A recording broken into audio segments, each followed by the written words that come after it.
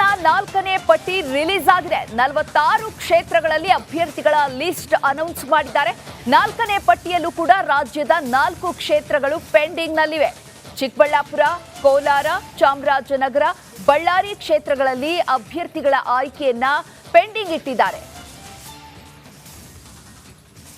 46 ಕ್ಷೇತ್ರಗಳಿಗೆ ಈಗ ಅಭ್ಯರ್ಥಿಗಳನ್ನ ಫೈನಲ್ ಮಾಡಲಾಗಿದೆ. 4ನೇ ಪಟ್ಟಿಯಲ್ಲೂ ಕೂಡ ರಾಜ್ಯದಲ್ಲಿ ಏನು 4 ಕ್ಷೇತ್ರಗಳು ಪೆಂಡಿಂಗ್ ಇದೆ.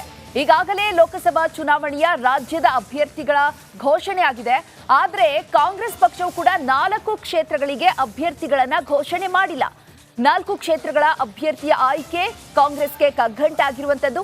ಈ ಹಿನ್ನೆಲೆಯಲ್ಲಿ ಈಗ ಏನು ಇಂದು 4ನೇ ಲಿಸ್ಟ್ ಬಿಡುಗಡೆ ಮಾಡಿದೆ ಕಾಂಗ್ರೆಸ್, ಅದರಲ್ಲೂ ಕೂಡ ನಮ್ಮ ರಾಜ್ಯದ 4 ಕ್ಷೇತ್ರಗಳನ್ನ ಪೆಂಡಿಂಗ್ ನಲ್ಲಿ ಇಟ್ಟಿದ್ದಾರೆ. ಚಿಕ್ಕಬಳ್ಳಾಪುರ, ಕೋಲಾರ, ಚಾಮರಾಜನಗರ ಜಿಲ್ಲೆಗಳನ್ನ ಕೂಡ ಈಗ ಪೆಂಡಿಂಗ್ ಇಟ್ಟಿರುವಂತದ್ದು. ಬಳ್ಳಾರಿ ಕ್ಷೇತ್ರದಲ್ಲಿಯೂ ಕೂಡ ಅಭ್ಯರ್ಥಿಯ ಆಯ್ಕೆಯನ್ನ ಕಾಯ್ದಿರಿಸಿದೆ ಕಾಂಗ್ರೆಸ್ ಪಕ್ಷ. ಸೂಕ್ತ ಅಭ್ಯರ್ಥಿಗಾಗಿ ಹುಡುಕಾಟ ನಡೀತಾ ಇದೆ. ಕಾಂಗ್ರೆಸ್ನಲ್ಲಿ ಯಾರಿಗೆ ಟಿಕೆಟ್ ಕೊಡಬೇಕು ಅನ್ನುವಂತಹ ಒಂದು ಯೋಚನೆಯಲ್ಲಿ ಕಾಂಗ್ರೆಸ್ ಇದೆ. ಇನ್ನು ಈ ಬಗ್ಗೆ ಹೆಚ್ಚಿನ ಮಾಹಿತಿಯನ್ನ ನೀಡಲಿಕ್ಕೆ ನನ್ನ ಕೊಲೀಗ್ ನಾಗೇಂದ್ರ ಬಾಬು ಲೈವ್ ನಲ್ಲಿ ಜಾಯಿನ್ ಆಗ್ತಾ ಇದ್ದಾರೆ ದೂರವಾಣಿ ಸಂಪರ್ಕದಲ್ಲಿ. ನಾಗೇಂದ್ರ ಬಾಬು, ಕಾಂಗ್ರೆಸ್ 4ನೇ ಪಟ್ಟಿ ರಿಲೀಸ್ ಆಗಿದೆ. ರಾಜ್ಯದ 4 ಕ್ಷೇತ್ರಗಳನ್ನ ಪೆಂಡಿಂಗ್ ಇಟ್ಟಿದೆ. ಕಾರಣ ಏನಿರಬಹುದು, ಮತ್ತೆ ಏನೆಲ್ಲ ಅಪ್ಡೇಟ್ಸ್ ಇದೆ? ಕ್ಷೇತ್ರ ನೋಡಿ, ಈಗ ಕಾಂಗ್ರೆಸ್ನ ತನ್ನ ಮತ್ತೊಂದು ಪಟ್ಟಿಯನ್ನ ಸುಮಾರು 46 ಕ್ಷೇತ್ರಗಳಿಗೆ ಸಂಬಂಧಪಟ್ಟಂತೆ ಅಭ್ಯರ್ಥಿಗಳನ್ನ ಘೋಷಣೆ ಮಾಡಿ ಈಗಷ್ಟೇ ಒಂದು ಅಧಿಕೃತವಾದಂತಹ ಮಾಹಿತಿಯನ್ನ ಹೊರ ಹಾಕಿರುವಂತದ್ದು.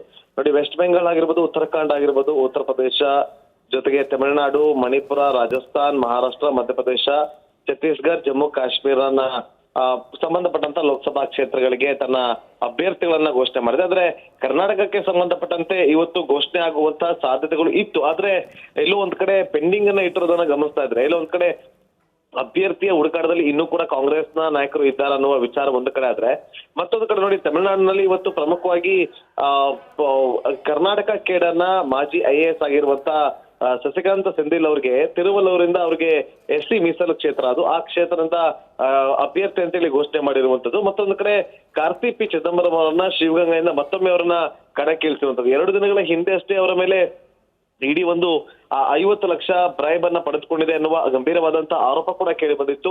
ಅವರಿಗೆ ಟಿಕೆಟ್ ಅನ್ನ ಕೂಡ ಈಗ ಘೋಷಣೆ ಮಾಡಿರುವಂತದ್ದು ಬಹಳ ಕುತೂಹಲ ಕೇಳಿಸ್ತಾ ಇದೆ. ಮತ್ತೊಂದು ಕಡೆ ಕರ್ನಾಟಕದ ವಿಚಾರವಾಗಿ ಮಾತನಾಡಿದ್ರೆ, ಇನ್ನು 4 ಕ್ಷೇತ್ರಗಳಿಗೆ ಸಂಬಂಧಪಟ್ಟಂತೆ ಸೋಮವಾರ ಅಧಿಕೃತವಾಗಿ ಅದು ಅಭ್ಯರ್ಥಿಗಳ ಘೋಷಣೆಯನ್ನ ಮಾಡುವಂತ ಸಾಧ್ಯತೆಗಳು ಕಂಡು ಬರ್ತಾ ಇದೆ. ಚೈತ್ರ, ಧನ್ಯವಾದ ನಾಗೇಂದ್ರ ಬಾಬು ತಮ್ಮೆಲ್ಲ ಮಾಹಿತಿಗಾಗಿ.